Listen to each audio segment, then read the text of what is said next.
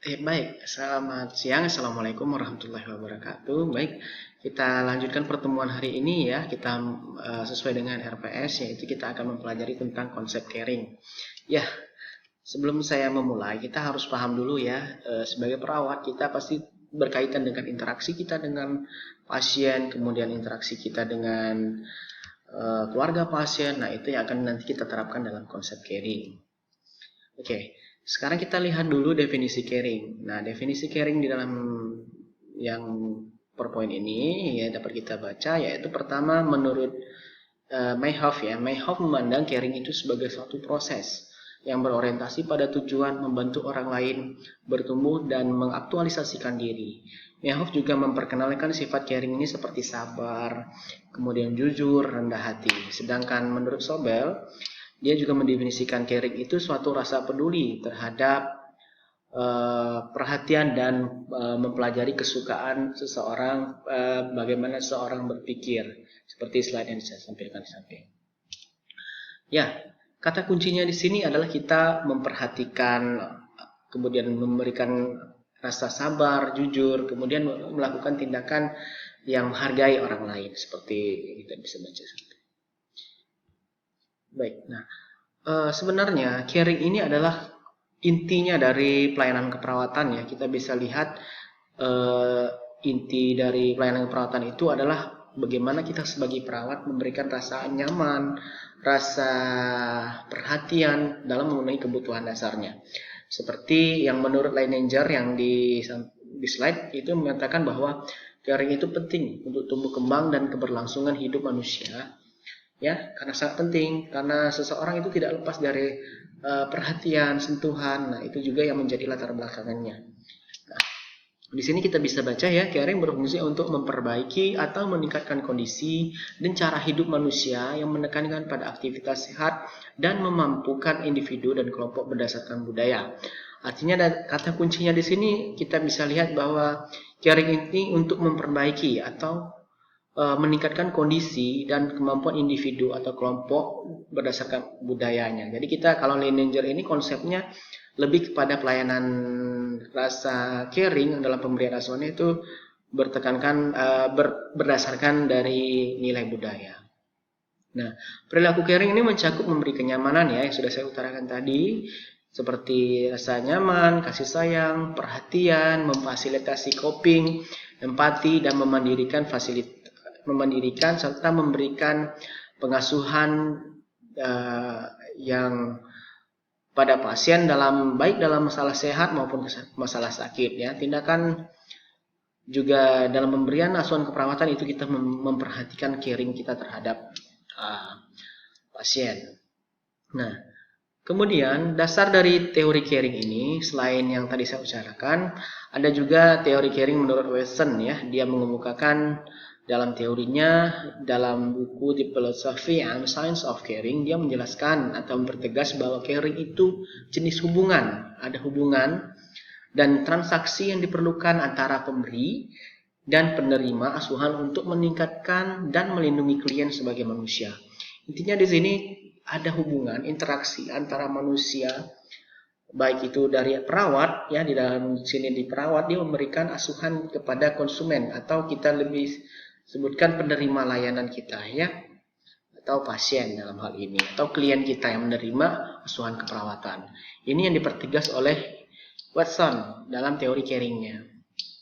Kemudian Griffin dalam Morrison and Byrne 2008 juga membagi konsep caring itu ke dalam dua domain utama ya. Dua domain utama. Yang pertama itu konsep caring ini berkenan dengan sikap kita sebagai perawat dan emosi kita sebagai perawat. Sementara konsep caring yang lain terfokus pada aktivitas. Ya, satunya sikap, yang satunya lagi aktivitas. Artinya dua ini memiliki nilai sinkronisasi. Baik dalam pelaksanaan kita sebagai perawat memiliki sikap dan emosi yang baik, kemudian dalam pelaksanaannya juga kita harus melakukan dalam penerapan itu sebagai sesuatu dengan memberikan rasa caring tadi. Jadi dapat disimpulkan dalam pernyataan di atas, caring ini memiliki dua aspek penting ya, yang berupa tindakan nyata perawat dalam melakukan peran dan tugasnya dalam memberikan asuhan keperawatan kepada klien, baik aspek afektif perawat, ya, sikap perawat seperti perasaan cinta, altruisme, belas kasih, kehangatan, serta perasaan lain yang mendasari perawat melakukan tindakan caring pada klien. Itu ya. Jadi berdasarkan dua teori tadi dapat disimpulkan itu bahwa caring itu sebenarnya adalah perasaan cinta, belas kasih, kehangatan, serta perasaan lain yang mendasari kita dalam melakukan tindakan keperawatan. Nah, di dalam teori Watson ini dia mengemukakan ada 4 komponen teori ya, human caring. Dalam teorinya menjelaskan pertama itu ada transpersonal caring relationship. Dalam hal ini dia menjelaskan bahwa komponen transpersonal caring ini adalah self, phenomenal feel, and intersubjektivitas ya. Ini nanti untuk lebih jelasnya kita bisa baca di modul. Yang kedua ada caring moment and caring occasion. Ini menurutnya caring moment itu momen ketika perawat dan pasien bersatu dalam satu kegiatan, suatu cara di mana kesempatan untuk perawatan manusia tercipta ya. Jadi momennya. Kemudian ada caring, dalam hal ini healing consciousness. Nah, artinya di sini ada hubungan kesadaran satu individu untuk memberikan rasa caring dengan individu yang lainnya. Yang ketiga ya, yang terakhir, yang keempat menurut Watson ini adalah clinical caritas process clinical ya. Di dalam ini dia menjelaskan bahwa caritas process itu merupakan kompetensi caring dalam keperawatan yang lebih dikenal sebagai representasi nilai, sikap, dan perilaku perawat yang menimbulkan perasaan dipedulikan yang dipersepsikan oleh klien. Nah, artinya di sini caritas process ini menyebutkan bahwa seorang pasien itu merasa dia sebagai manusia seperti itu. Diwongke kalau bahasa Jawanya. Nah, ini artinya ada perasaan bagi klien itu, perawat memperlakukan dia seperti seorang yang memang membutuhkan perhatian seperti itu ya. Kemudian selanjutnya selain Watson ada juga caring menurut K.M. Swanson ya. Swanson dalam buku Nursing Theories Tommy and Elegant dia mengungkapkan bahwa caring itu sebagai cara perawat kita ya sebagai perawat dalam memelihara hubungan yang bernilai dengan pasien atau klien agar mereka merasakan komitmen dan tanggung jawab terhadap dirinya sendiri. Nah, dalam hal ini Swanson menjelaskan ada 5 komponen ya, 5 komponen utama dalam proses caring. Kita bisa lihat di sini ya. Pertama itu mengetahui. Kita harus tahu dulu ya apa yang akan kita lakukan, apa yang akan kita berikan dalam memberikan asuhan caring tadi. Yang kedua itu kehadiran atau keberadaan. Nah, jadi ini penting juga ya kita sebagai perawat menjelaskan kepada pasien bahwa ada kita di sini, ada perawat di sini yang selalu akan memberikan pertolongan atau membantu dia dalam memenuhi kebutuhan dasarnya ya.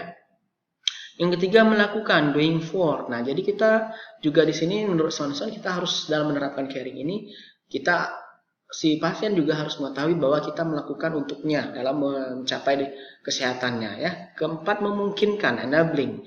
Nah, di dalam asuhan keperawatan tidak hanya perawat yang memberikan caring, juga pasien itu dia harus mampu memberikan caring untuk dirinya sendiri atau self care untuk dirinya ya. Yang kelima ada mempertahankan kepercayaan atau maintaining belief. Nah, dalam kasus tertentu kita lihat pada pasien paliatif dia sudah mengalami fase-fase terminal, kita harus memberikan maintaining belief pada dia ya dalam memberikan caring. Artinya memberikan kepercayaan bahwa dia masih bisa sembuh, dia masih memiliki kualitas hidup yang baik. Nah, itu yang akan kita lakukan. Kemudian selanjutnya kita akan membahas tentang manfaat perilaku caring ini. Nah, sangat jelas tadi ya, caring ini adalah core atau intinya dalam pelayanan keperawatan. Jadi sangat memberikan manfaat dalam kita menerapkan perilaku caring. Pemberian pelayanan keperawatan yang didasari oleh perilaku caring, perawat mampu meningkatkan kualitas pelayanan kesehatan. Kenapa saya bilang seperti ini? Kalau kita sudah sadar bahwa kita sebagai perawat itu utamanya adalah caring, kita sudah akan dapat meningkatkan kualitas pelayanan kesehatan.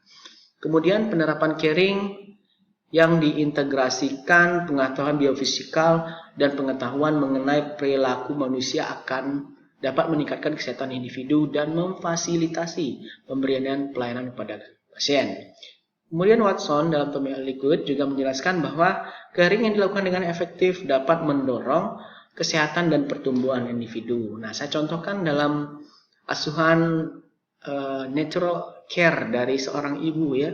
Kalau dia memberikan caring pada anaknya dengan baik, itu akan memberikan tumbuh kembang bagi anak itu sesuai dengan tahap tumbuh kembangnya dan juga memiliki optimalisasi tumbuh kembang. Nah, itu sangat penting kita melakukan caring tadi dan manfaatnya itu untuk mendorong kesehatan dan tumbuh kembang dari individu. Selain itu, perilaku caring, perawat memberi pengaruh dalam pelayanan yang berkualitas pada pasien. Kalau perawatnya tidak merasa care, ya masa bodoh dengan pasiennya. Ya tentu ya, pelayanan yang didapat juga akan tidak optimal dan tidak maksimal. Sebagaimana kita sebagai perawat yang merasa bahwa saya ini perawat, saya harus menerapkan caring. Ya.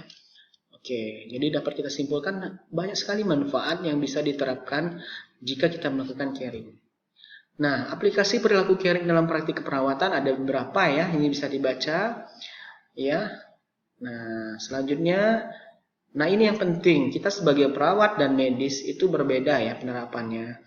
Walaupun dalam konteks tertentu banyak yang mengatakan itu mirip dan sama, namun berbeda. Kita sebagai perawat itu melakukan care, ya caring, kepedulian. Sedangkan sebagai seorang medis, sebagai dokter dia memberikan curing atau kesembuhan dalam pengobatan. Namun dalam dua hal ini, dalam pelayanan nasional kesehatan, itu tidak terlepas ya.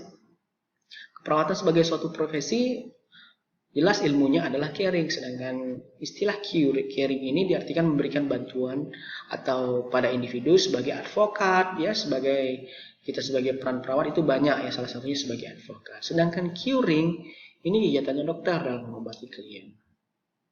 Nah, ada beberapa hal yang dapat kita lihat ya perbedaannya di sini. Kalau caring itu tugas primer perawat, sedangkan curing itu tugas sekundernya. Maksudnya lebih melakukan tindakan kepedulian terhadap klien, bukan mengambil alih tugas dokter, misalnya menyuntik, memberi obat, bukan ya. Kemudian curing juga merupakan tugas primer seorang dokter, sedangkan caringnya adalah sekundernya. Dalam pelayanan kesehatan, klien yang dilakukan oleh perawat 3/4-nya atau 75%-nya itu caring. Ya, 1/4-nya baru curing. Nah, caring ini bersifat healthogenik ya daripada curing. Maksudnya caring lebih menekankan pada peningkatan kesehatan daripada pengobatan. Oke. Kemudian perbedaan lain itu tujuan caring membantu pelaksanaan pengobatan, sedangkan curing itu mengobati. Ya, dilakukan dengan mengungkap penyakit yang derita, kemudian atasi penyakitnya, itu curing. Yang bisa dibaca di slide. Oke, saya rasa cukup itu materi kita untuk pertemuan pertama ini. Silakan dipelajari modul yang sudah akan saya share di link tadi ya. Selamat belajar, semoga bermanfaat. Assalamualaikum warahmatullahi wabarakatuh.